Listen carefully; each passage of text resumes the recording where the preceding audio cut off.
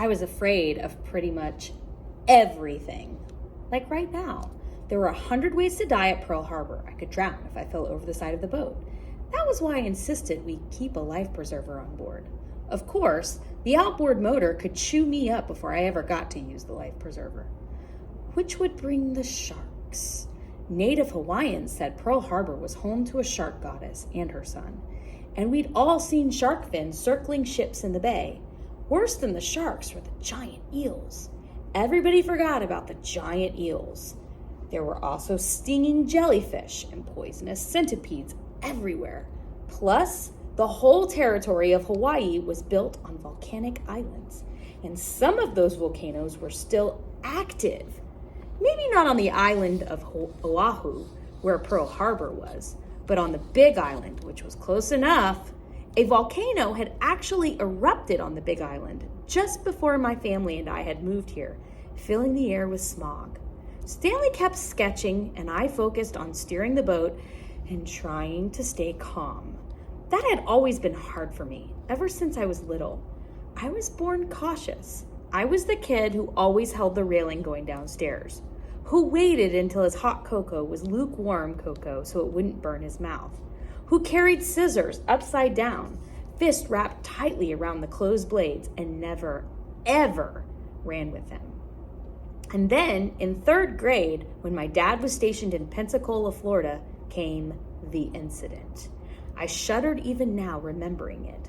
The incident changed me from a kid who was careful to a kid who would do anything to never get hurt again. My constant fear had gotten so bad that sometimes I wouldn't leave the house unless I had to. But here in Hawaii, things had gotten better, much better. And a lot of that had to do with Stanley. When we got to talking about comics and making up our own characters and stories, it was like I forgot to be afraid. And with a stupendous scribble here and deftly drawn dimple there, Stanley said, putting down his pencil, the illustrious illustrator brings the arsenal of democracy to life. Stanley talked like that sometimes, like the narrator in a comic book. That was one of the great things about being friends with him. In his own way, Stanley was as much of an oddball as me. Stanley tried to hand me the drawing. "What do you think?" he asked. "Here, switch back," I said, and clumsily traded places with him so he could steer again. Once I was safely settled in the middle seat, I looked at his drawing. Stanley was an amazing artist. When I came to Hawaii, I'd had notebooks full of comic scripts and ideas I'd written down, but I couldn't draw, so I'd never thought I could actually make any comics. Not until I met Stanley. He'd drawn the Arsenal tall and muscular, wearing a white V-neck shirt with the sleeves rolled up and a neckerchief like the ones U.S. sailors wore. He had on shorts like Captain Future and long gloves and boots with tops folded down like Green Arrow. He looked Japanese American, like Stanley, and wore a pair of goggles pushed up into his mop of black hair like Smilin' Jack from the Sunday comics. He stood confidently with one hand on his hip while the other hand actually held something tall and narrow that tapered at both ends. "Is that a surfboard?" I asked. "Oh," said Stanley, "no, it's supposed to be a shield." "And what's this glow around him?" I asked.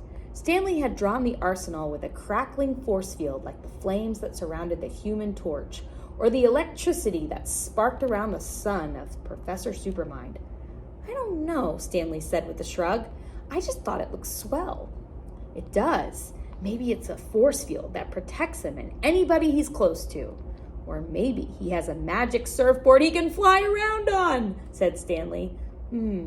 Maybe," I said. It wasn't quite right, not yet, but it was fun figuring it out. Stanley pulled the boat up to the dock on Ford Island, and he leaped out like he'd done it 1,000 times before, which he had. Stanley had grown up in Hawaii. He had been the one to explain to me that Pearl Harbor was both the body of water where the U.S. Navy's Pacific Fleet parked its ships and the name of the whole military base. Ford Island, where we lived, was a little island in the middle of the harbor that was part of the base. The rest of Pearl, the fleet headquarters, repair docks, submarine base, barracks, and base hospital, filled the coastline all around the harbor. I stood up shakily in the boat and tried to focus on the towering green mountains in the distance. Pearl Harbor was about 10 miles due west of the city of Honolulu, on the island of Oahu, one of the many islands that made up the U.S. territory of Hawaii. Everyone on Ford Island called Oahu the mainland, which was super confusing. To me, the real mainland was the continental United States, which was 5 days away by ship. Because Hawaii was set smack dab in the middle of the Pacific Ocean, a third of the way between the U.S. and Japan. Stanley held the boat while I climbed out, which I managed to do without imagining all the bad things that would happen to me if I slipped and fell.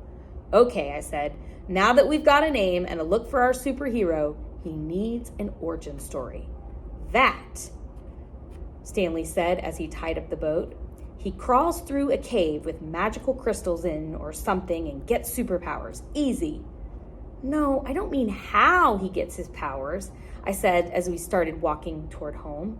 We were due at Stanley's house for an early dinner with our families.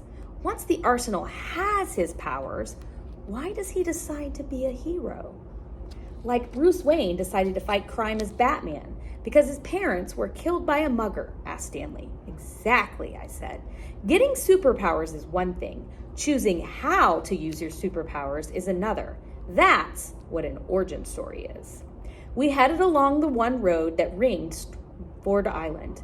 To our left, a row of houses separated us from the blue water and the parked battleships. To our right, beyond some palm trees and administrative buildings, a patrol bomber took off